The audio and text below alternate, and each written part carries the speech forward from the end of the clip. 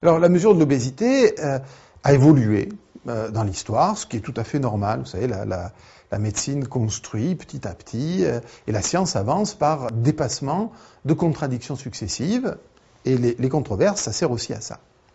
Alors, on va prendre un exemple rapidement. Vous savez qu'on mesure l'obésité aujourd'hui avec l'indice de masse corporelle, qui est le poids divisé par la taille multiplié par elle-même, la taille au carré. Et cet indice de masse corporelle, ensuite, il y a un certain nombre de catégories qui permettent de désigner, à travers des bornes, des statuts, statut de maigreur, statut de poids normal, statut de surpoids, statut d'obésité et même obésité sévère. Alors, les frontières entre ces catégories, dans l'histoire, ont eu peu tendance à bouger. Bon, c'est aussi quelque chose qu'on rencontre dans d'autres domaines.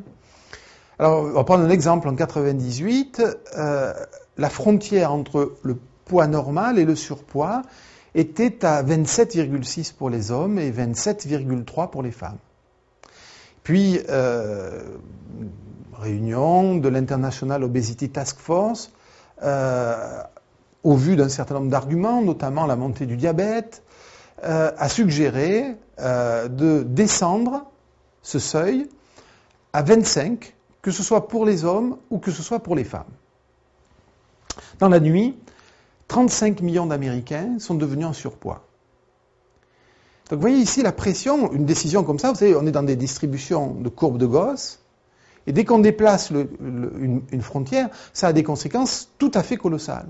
Alors immédiatement, ça a ouvert un débat à l'intérieur de l'appareil scientifique, et la position du sociologue qui fait de la sociologie des sciences ne consiste pas à arbitrer la question sur le fond, elle consiste à regarder dans les revues scientifiques les arguments qui sont mis au service d'une décision et ceux qui s'y opposent, et à essayer de comprendre pourquoi un argument va être vainqueur à un moment donné et comment il est remis en cause à d'autres moments.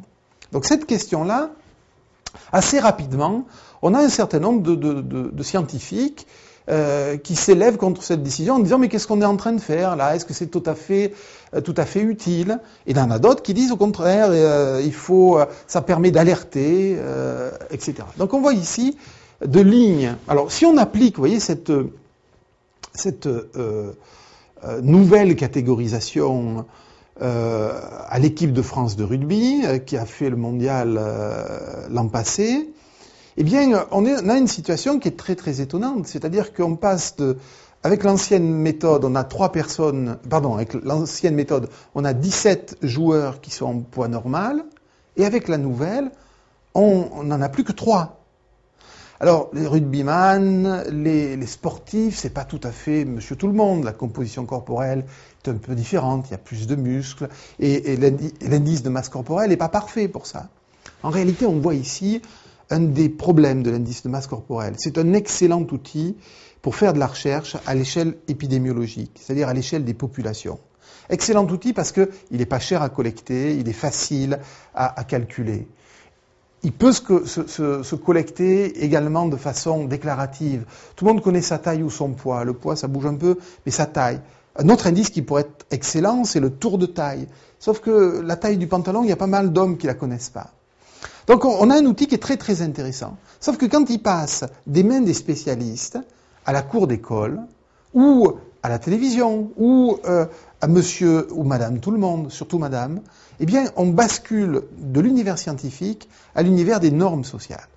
Et ce qui est un outil de mesure parmi d'autres devient, à ce moment-là, quelque chose qui devient une norme. Quand on s'en éloigne, on est quelqu'un d'anormal.